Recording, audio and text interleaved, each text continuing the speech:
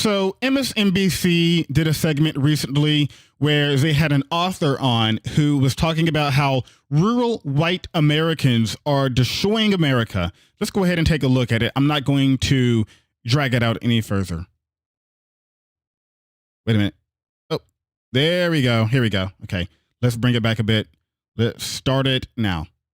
Joining us now, Professor of Political Science at the University of Maryland, Baltimore County, Tom Schaller, and journalist and opinion writer Paul Waldman. Their new book, out tomorrow, is entitled White Rural Rage, The Threat to American Democracy. And Tom, I'll start with you. Why are white rural voters a threat to democracy at this point? You would think, as we pointed out, looking at Joe Biden's background and Donald Trump's, that the opposite would be true.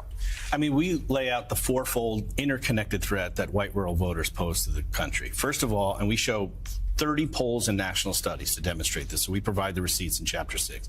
They're the most racist, xenophobic, anti-immigrant, and anti-gay geodemographic group in the country. Second, they're the most conspiracist group. QAnon support and subscribers, election denialism, COVID denialism and scientific skepticism, Obama birtherism. Third, anti-democratic sentiments. They don't believe in an independent press, free speech. They're most likely to say the president should be able to act unilaterally without any checks from Congress or the courts or the bureaucracy. They're also the most strongly white nationalist and white Christian nationalists. And fourth, they are most likely to excuse or justify violence as an acceptable alternative to peaceful public discourse. So you mentioned a lot of negative factors. Yeah, so he did mention a lot of negative factors, and on the screen right here is Charlie Kirk response, because I want to talk about his response before I get into my opinion on what MSNBC just said, because I disagree with their messaging. So let's hear about Charlie Kirk. Two MSNBC guests claims that rural white voters are a threat to American democracy. Their message: we are not replacing you. We're not trying to imprison our political rivals. We're not using the federal government for Democrat get out the vote operations. We're not allowing crime to destroy cities. We're not indoctrinating your kids with LGBTQ and DIE race Marxism. Those are just conspiracy theories. Sit down and shut up, bigots. Now, this is basically quoting, indirectly quoting or sounding like a Tucker Carlson bit before he got canned off Fox News. But let's go ahead and talk about these. First he says, we're not replacing you, which he's talking about is the great replacement theory, which is just absurd. I made a comment about it, hey, way to respond to his point about conspiracy theorists with the great replacement theory. I mean, absolutely bogus. Let's go further here. We are not trying to imprison our political rivals. Well, somebody is, but it's not Biden. It's Donald Trump. And he openly stated this. I'm not joking. Let's go ahead and play the clip here. Let's go back, actually. Here we go. So I'll go ahead and play it. It's about a minute and 30 clip. I'm not sure how much we'll hear from it, but let's go ahead and play it. You said in 2016, lock her up. And then when you became president, you said, we don't do that in America. That's just not the right thing to do. That's what they're doing. Do you regret not locking her up? And if you're president again, will you lock people up? Well, I'll give you an example. The answer is you have no choice because they're doing it to us. I always had such great respect for the office of the president. Yeah, so Donald Trump's response to that is, yeah, we have to lock them up because they're doing it to us. Now, first of all, the Democrats, Joe Biden's Biden administration, aren't locking political opponents up. It's just not happening. Now, what did happen is when Donald Trump and the MAGA crowd stormed the Capitol, those people who stormed the Capitol got arrested, and some of them went to prison. And Donald Trump, facing 91 criminal charges, has been arrested multiple times, is at least going through the process of justice. And, the trick that Trump does is he always says, oh, if they can do it to me, they can do it to anybody. Well, they already do it to everybody. It's called, if you break the law, you go to jail. And this happens to people every single day. Heck, people who are innocent go to jail. People who are innocent sit in jail for months, maybe even a year, if not more, just to find out that that they are innocent just because they can afford to post bail. Happens all the time in this country. So don't let Donald Trump trick you into thinking that his situation is special. But well, it actually is special, because if Trump wasn't the president and he wasn't who he is, he would most likely be in prison already, because there was a guy who leaked government information, top secret information on some kind of like Minecraft Discord server. Have you heard about him? No, because they got his ass already. So, it is a two-tier justice system just in favor of Donald Trump. Okay, I'm done with the rant. Let's get back on to what I was talking about here. So, Charlie Kirk, we're not using the federal government for Democrat get out the vote operations. Not really sure what he's talking about there. We are not allowing crime to destroy cities. Crime is down in the country. I've talked about this in a separate video. We're not indoctrinating your kids with LGBTQ propaganda. Well, you can't really indoctrinate a kid with LGBTQ. You can't turn them gay. You can't turn someone into becoming a lesbian. You can't make somebody bisexual, and you can't turn somebody trans. It just doesn't work that way. Now, what you can do is make them more accepting to those individuals, which is really, I imagine, what Charlie Kirk is talking about here.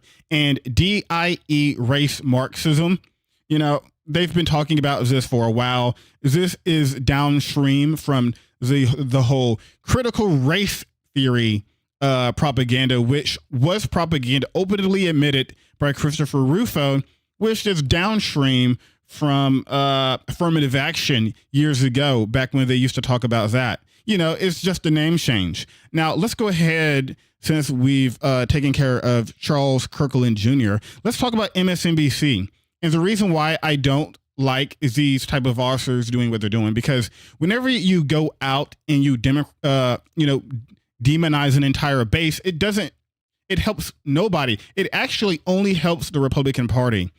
Because you have these Democrats and these liberals, these, as rural people would say, or conservatives, I guess, would say, these coastal city elites in these liberal areas such as New York and California, who they sit in these nice AC booths all day talking and getting paid millions, while the rural American is in some shipping plant, working their butts off, sweating all day, having to come home, smell like crap, to the point where they put on soap and they still smell bad because they are just entrenched in sweat and the smell of chicken all day. And not the smell of Popeye's chicken either. No. We're not talking about that. We're talking about bird crap everywhere. And, look, anyways, the idea that I'm trying to get here is that whenever you demonize an entire group, it doesn't work.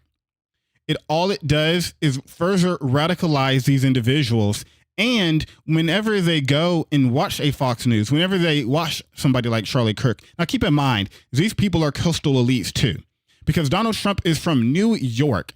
This man had millions coming out of his butthole by the time he was born. Donald Trump is a guy who spent his entire life trying to avoid the people that work at the chicken plant in rural America.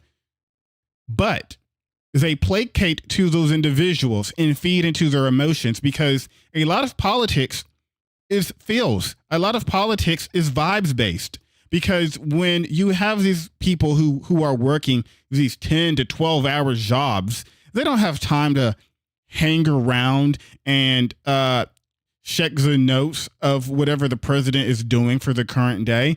They don't have time to sit down and read the Reuters report.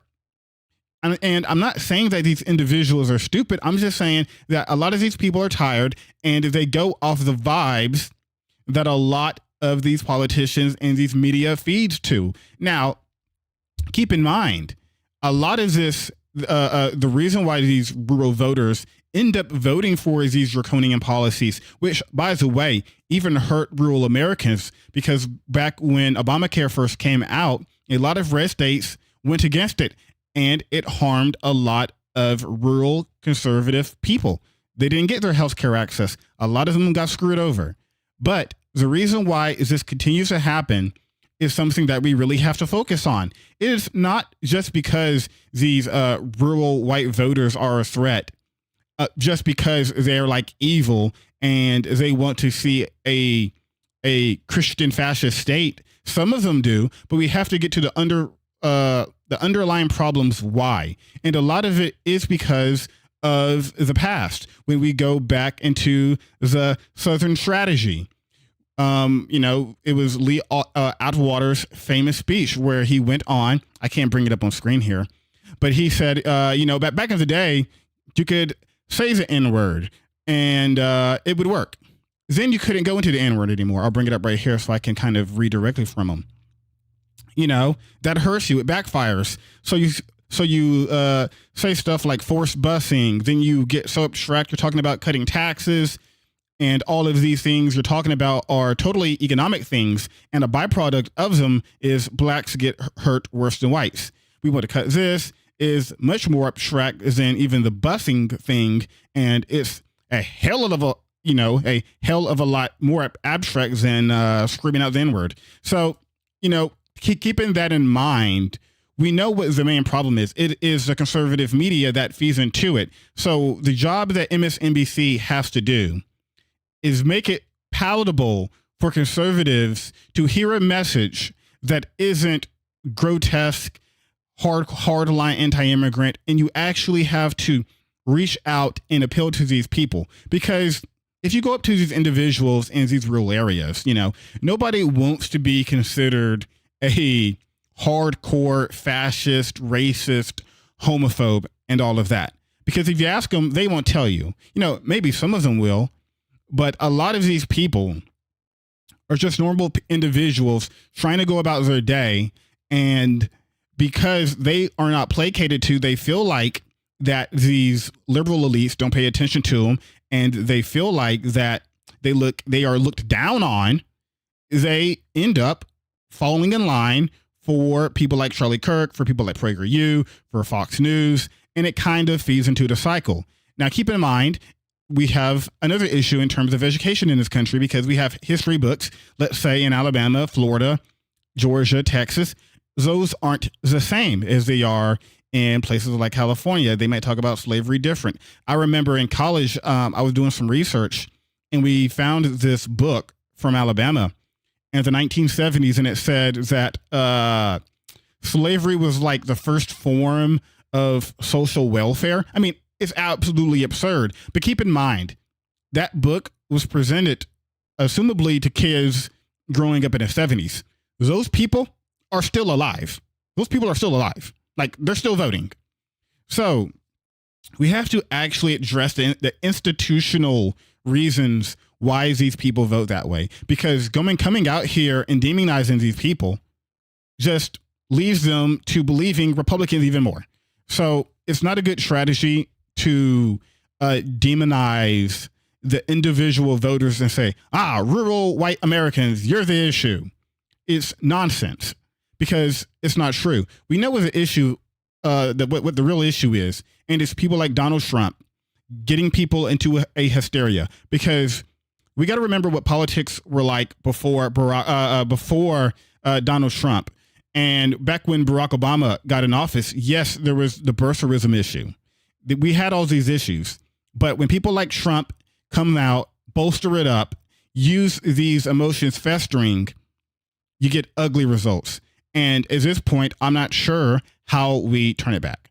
But the first thing that we can do is make sure that people like Trump don't get back in office. Let me know what you think.